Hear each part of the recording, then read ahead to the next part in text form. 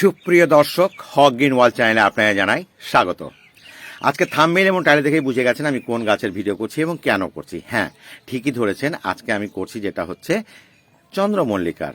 এবং কেন করছি সেটাও বলা হয়েছে যে আগামী বছরের জন্য যদি আপনি মনে করেন যে মাদার গাছ হিসাবে এই গাছটাকে রেখে দেবেন, তাহলে কিভাবে রাখবেন সেটা নিয়ে প্রথম একটা ভিডিও।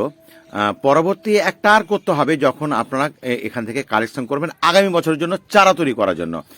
তো এবছর আপনারা দেখেছেন যে কারো ফুল হয়তো অনেক আগে থেকে দিচ্ছে, কারো আবার এখন শুরু হয়েছে, কারো আরও দীর্ঘদিন পরে পর্যন্ত পাবেন। সেটা হচ্ছে গাছটা কোন জাতের আছে, কোন মাটিতে আছে, কখন বসানো হয়েছে, তো এগুলো এবং ক্লাইমেট, আবহাওয়ার উপর ডিপেন্ড করে কিন্তু এটা লংজিভিটিটা নির্ভর করে।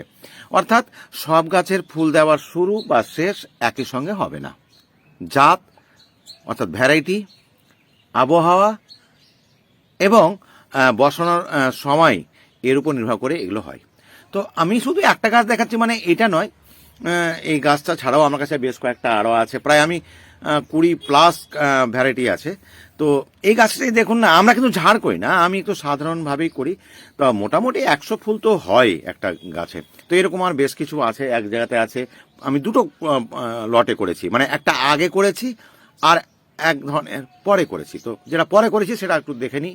তো বন্ধুরা দেখুন, এটা ফুল হোয়াইট, এটা একদম দেখতেই পাচ্ছেন কালারগুলো সব একে অপরের সঙ্গে টেক্কা দেবে এরকম অবস্থা।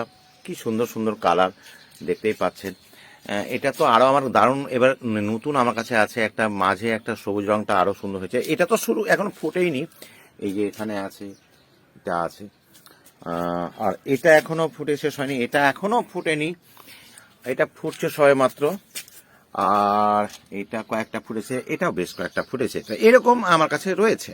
আর এক ধরনের লট করেছিলাম আমি আগে, দেখতেই পাচ্ছেন সব মানে কি বলবো, শুকিয়ে গেছে বললেই চলে। এই যে পুরোটাই শুকিয়ে গেছে, এই যে দুই একটা একটু আছে, এখানে একটা সাদা রঙের আছে, এটা একটা হলুদ রঙের আছে, এটাও খারাপ হয়ে গেছে অনেকটাই, ডিসকালার তো হবে দীর্ঘদিন। এটা একটা আলাদা কালার, এটা একটা ছোট, এটাও মোটামুটি মুছে যাওয়ার মধ্যেই।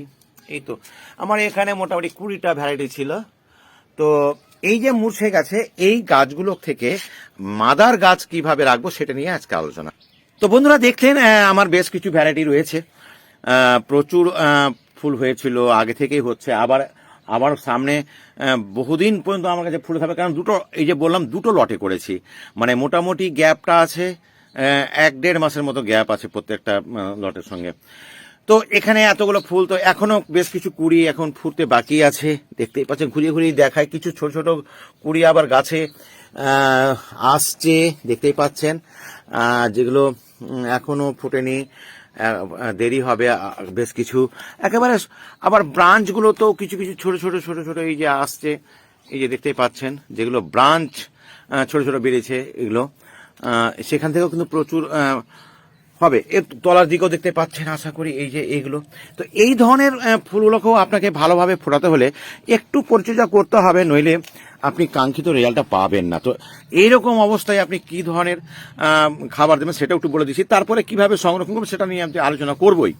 তো এই ধরনের গাছে আপনি অন্য কোনো খাবার ভাববেন না, শুধু এই যে আমি সাধারণত 10-26-26 দিই, এটাই সবচেয়ে ভালো কাজ করে। তো এইটাকে এইভাবে আমি তো এইভাবে একটু ধীরে ধীরে ধীরে বিভিন্ন জায়গায় একটু ছড়িয়ে দিতে হবে, হাত দিয়ে ছড়িয়ে দিচ্ছি। আর জল বলতে প্লেন জল তো লাগে, এখন ওয়েল ড্রেনেজ উপর ডিপেন্ড করে না, কারণ হচ্ছে শীতকালে জল আমরা কমই দিই, অতিরিক্ত জল থাকে না, ফলে ড্রেনেজ ব্যবস্থাটা মোটামুটি থাকলেও কিন্তু গাছ হয়েই যায়। আর জল হিসাবে গাছ না একেবারে জল থাকতে জল দেবেন না, এটা আপনাদের কাছে একটা ভালো পয়েন্ট বলছি, নইলে একটু পচন ধরে, গাছের বৃদ্ধিটা স্লথ হয়ে যায়, ফুলগুলোর স্টেবিলিটিটা কমে যায়।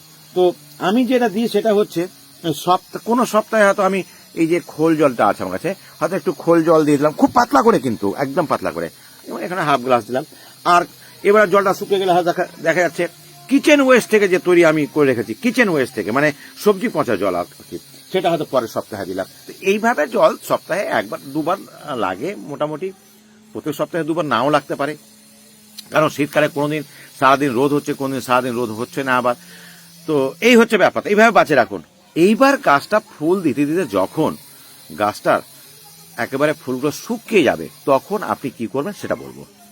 তো বন্ধুরা দেখতেই পাচ্ছেন একেবারে প্রচুর ফুল ছিল, প্রায় 100+ ফুল ছিল।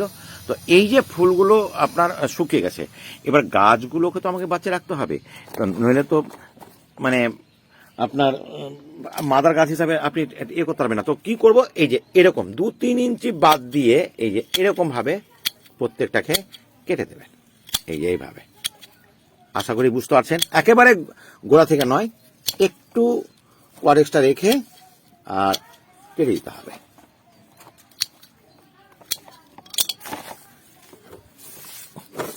বুঝতে পারলেন, এই যে এইভাবে। এবার তলার দিকের কিছু অবাঞ্ছিত আগাছা থাকলে সেটাকেও সরিয়ে দিবেন। এই যে এইটা অবশ্য রানার, কিন্তু বড় হয়ে গেছে, থাক ওটা। আর তলার দিকে দেখতে পাচ্ছেন বেশ ছোট ছোট রানার থেকে গাছগুলো তৈরি হয়েছে। এই গাছগুলো কিন্তু এই প্যাকেটটাতে ভর্তি হয়ে যাবে।